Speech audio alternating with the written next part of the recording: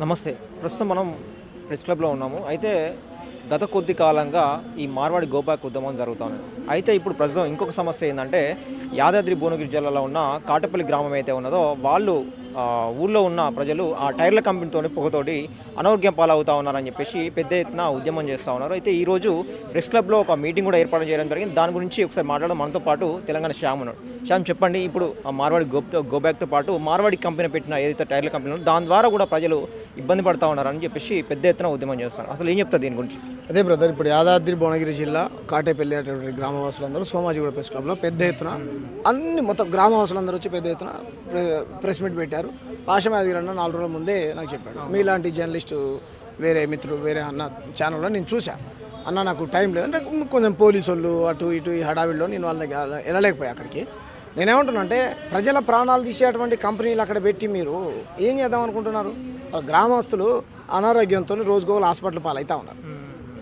ఈ టైర్ల కంపెనీలు యాడ్ ఉండాలి. ఆ జైరాబాద్ దగ్గర ఒక కంపెనీ ఉన్నది, ఎంఆర్ఎఫ్ కంపెనీ ఏదో కంపెనీ రైట్ ఉండాలి. టైర్లు మంచి మరి బండ్లు కార్లకు టైర్లు ఖరాబ్ అయిపోతే ఎట్లా ఉండాలి. కానీ ప్రజల ప్రాణాలు తీసేటువంటి కంపెనీలు ప్రజల మధ్యలో తీసుకొచ్చి పెడతా అంటే రేపు పొద్దున మీ ఇంట్లో చిన్న పిల్లలు ఉంటారు, గర్భిణీ స్త్రీలు ఉంటారు, వాళ్ళ ఆరోగ్యం.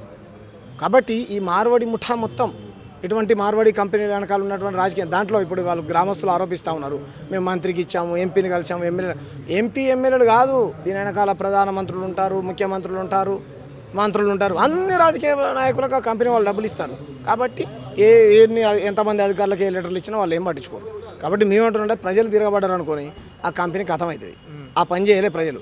కాబట్టి మర్యాదగా ఇక్కడ ఉన్నటువంటి రాష్ట్ర ప్రభుత్వం మీరు గతంలో ఎలక్షన్ల ముందు గ్రామానికి పోయి ఓట్ల కోసం దళిత గిరిజన దండోరాని నిద్రలు చేశారు, పండుకున్నారు కదా ఓట్ల కోసం.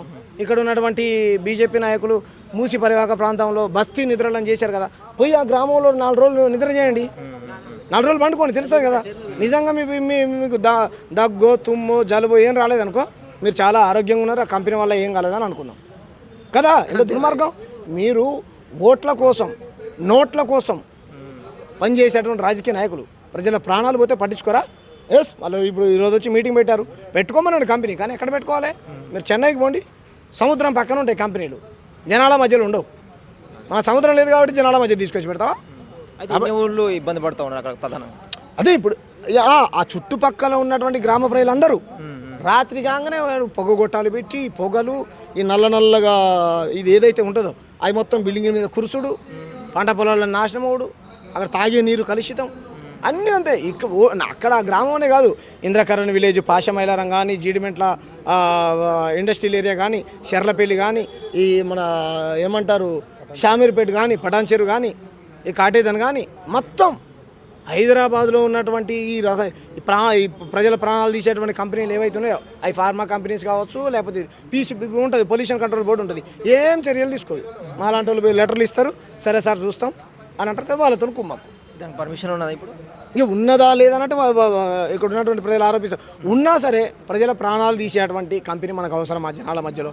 ఇప్పుడు అది ఆల్రెడీ ఎస్టాబ్లిష్ అయి నడుస్తూ ఉంది కాబట్టి దాన్ని తీసేయాల్సిందేనా, లేకపోతే దాన్ని తగ్గించే ఏమైనా ప్రయత్నం చేస్తాం? ప్రజల ప్రాణాలు తీసేటువంటి కంపెనీలు ప్రజల మధ్యలో ఉంటే తీసేయచ్చు, గవర్నమెంట్ తలుచుకుంటే తీసేయండి. మరి ఇప్పుడు వేరే దగ్గర ఉంది కదా, మరి ఎప్పటి నుంచి నడవట్లేదు? మొన్ననే 6 నెలలు అయింది పెట్టి, మొన్న 6 నెలలు అయింది పెట్టి. కాబట్టి మేమేమంటున్నాం, ప్రభుత్వం తక్షణమే చర్యలు తీసుకోవాలి, సంబంధిత అధికారులు స్పందించాలి, అక్కడ ఉన్నటువంటి గ్రామ ప్రజల ప్రాణాలను కాపాడాల్సిన బాధ్యత మీదే. చిన్న పిల్లలు ఉంటారండి, పాలు తాగే పిల్లలు ఉంటారు, నీ శరీరం నా శరీరం తట్టుకుంటుంది, చిన్నపిల్లల శరీరం తట్టుకుంటుందా? గర్భిణీ స్త్రీలు ఉంటారు. ఎక్కువ ఏదైతే రోగం పాలవుతా ఉన్నారో ఎక్కువ దేనికి ఇబ్బంది పడుతూ ఉన్నారు వాళ్ళు, అంతే కదా. ఇప్పుడు వాళ్ళ బాధలు ఏంది? పోయి నువ్వు కంపెనీ పెట్టుకున్నావు, దానివల్ల ఏమైనా ఉపయోగం ఉందంటే ఉపయోగం ఏం లేదు. అది ఏమన్నా 10 మందికి బో పెట్టేటువంటి కంపెనీ అంటే అది కూడా కాదు కదా, రైళ్ళ ప్రాణాలు తీసేటువంటి కంపెనీ. సరే చాక్లెట్ కంపెనీ బిస్కెట్ కంపెనీ పెట్టుకున్నారంటే సరలే అని అనుకోవచ్చు. ఇంకా వేరే ప్రజలకు ఉపయోగపడేటువంటి బట్టల కంపెనీ, చెప్పుల ఏదో కంపెనీ పెట్టుకున్నారంటే ఎందుకు ఆ కంపెనీ నాకు అర్థం కాదు. సో మరి మీరు కూడా అదే అయితే గో బ్యాక్ ఉద్యమం కూడా చేపట్టారు కదా, దానికి మీరు వ్యతిరేకంగా ఇచ్చేది అంటే స్థానికులు కూడా ఏదో షాపులు పెట్టుకుంటారో దానిలో కూడా మన వాళ్ళకు కూడా ఉద్యోగాలు అని చెప్పేసి డిమాండ్ చేస్తారు. ఇప్పుడు దాంట్లో కూడా మన వాళ్ళు ఉన్నారా?